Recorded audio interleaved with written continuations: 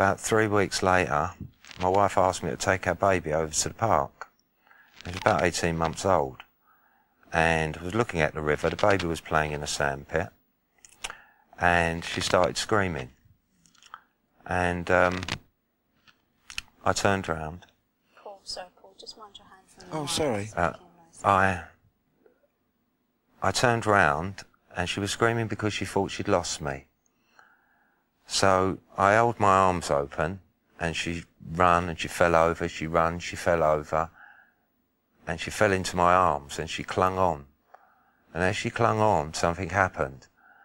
And I suppose it was the first time in my life that I've felt love. I felt emotion, what a father would feel for his daughter. And it's still, you know, just a thought of it, because I get the picture in my mind still. And that was the moment that God had actually answered my prayer in that church. But unlike Paul, I can't have a dramatic experience. I have a process of elimination. I have 2 court cases.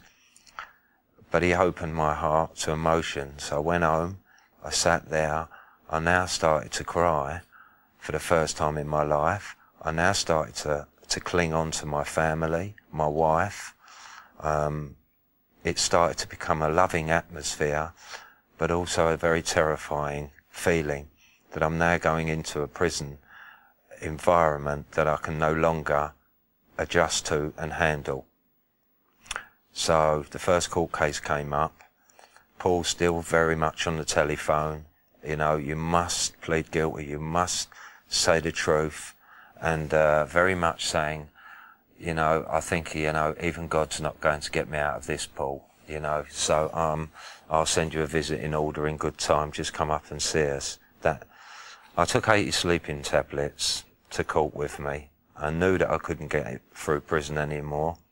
I knew that I loved my family, and I couldn't live without them. And I went into court. It was a Crown Court.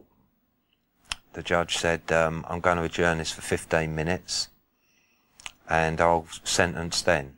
We came out, sat on a bench outside in the waiting area. My wife really squeezing and holding my hand. I said to my barrister, you know, we can't win today, you know that, don't you? I ain't the same person inside that I used to be, but I'm going to prison because I've 34 previous convictions. I've got a statement saying that I commit 6,000 to 8,000 crimes a year. I've committed 7 in 48 hours. I've still got a Class A with intent to supply in another part of the country. I have to go to prison today.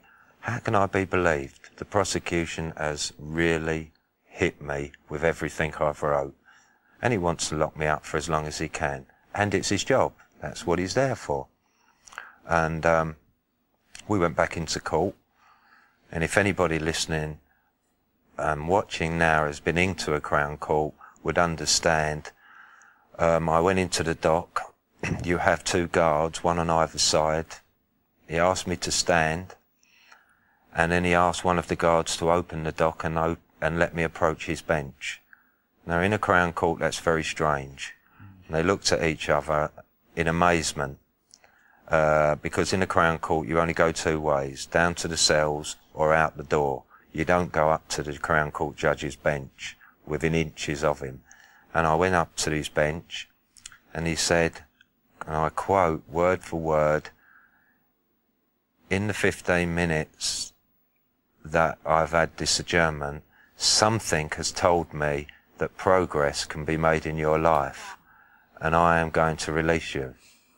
Now, I just stood there, and it was overwhelming. I came out.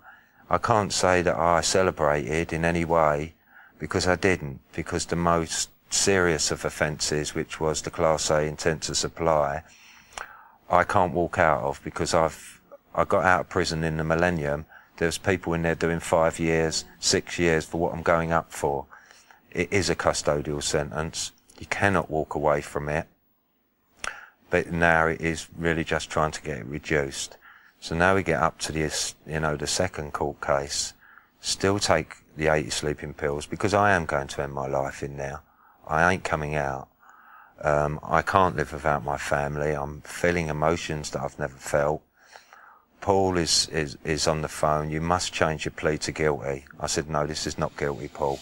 I've got to fight it. I have to try and lie my way out of this one.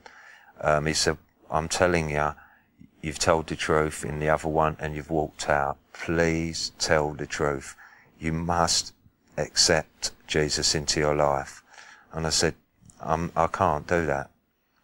But I went to court, and it was very close to where Paul lives. So he turned up for this case, and he was literally marching up and down outside in the thing, saying, I'm telling you, God has spoken to me. If you tell the truth, the Lord will set you free.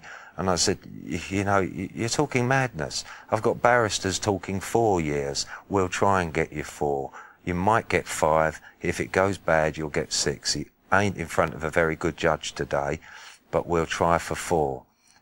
Will you be happy with that? I said, well, I suppose I'll have to be, won't I? But I had a change of heart, and I thought, well, if I plead guilty, I may get a reduction in sentence. He said, if you do, you're not going to get much, because it's too late in the day.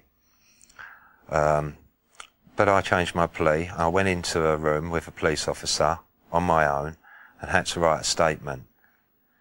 I wrote a statement admitting the offence that I'd got arrested for, but I started, I don't know why this keeps flowing out of me, because I would like to have put a stop to it, but I don't know why. But I told him how long I've been doing it, how much money I've earned, and he stopped me, the police officer, and he says, Steve, if you carry on, you're going to get yourself a longer sentence. I only want to know the day you was arrested. And I said, well, it doesn't matter, because I've got to tell you it all, because that's how it's got to be. And it was strange, because I'm saying the same as I did in the other police station, and it ain't me. I should be in here really telling as many lies as I can. That's the old person. But I told him all of this. Well, we went back into court. The judge had read the statement. He asked the prosecution, stood up, my barrister stood up. He asked the prosecution if he read the statement. The prosecution said yes. The judge said, right, have you anything to say? He said, in all the years, and Paul was actually in court and heard this, and the prosecution actually said, in all the years of me prosecuting, Your Honour, I have never read a more honest and frank statement from any defendant ever. And my barrister sat down and the prosecution started to get me released. And he kept on in such a way, I think that the judge found it pretty difficult to find anything to put me away for. And he'd looked at the other court case as well, which I think had influenced him. And I walked out of there as well. And I came home. Paul was still on the phone very much. I'd come up to Paul's wedding. First time somebody had come over and prayed on me, laid their hands on me. And I went away. About 2 days later, I'd come down the road to go and have a bet on the football. And there was a church across the road. It was Sunday morning. And I thought, and I got pulled over into the church. And I went in, I sat down, the service was on. Felt very strange in there.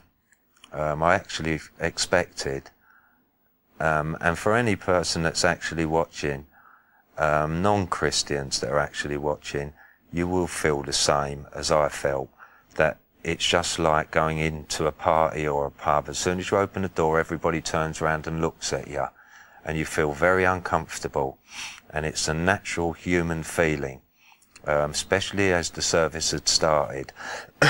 And that is how you want to interpret that, is maybe some other force trying not to let you go in there, right? But I went in and I sat down at the back and I just said, God, if you are real and you do exist, thank you, for giving me my life back, for giving me my wife, my children, for wiping all of the slate clean and giving me a new future. And he would not let me go from the church. And I sat there, as much as I tried to get up to go and have my football bet, I could not get out of his house. And I stayed there, and a pastor came over and we prayed. And things all started happening. And then I went to church. I've been baptised since. I would say that I've been a born-again Christian for about 14 months.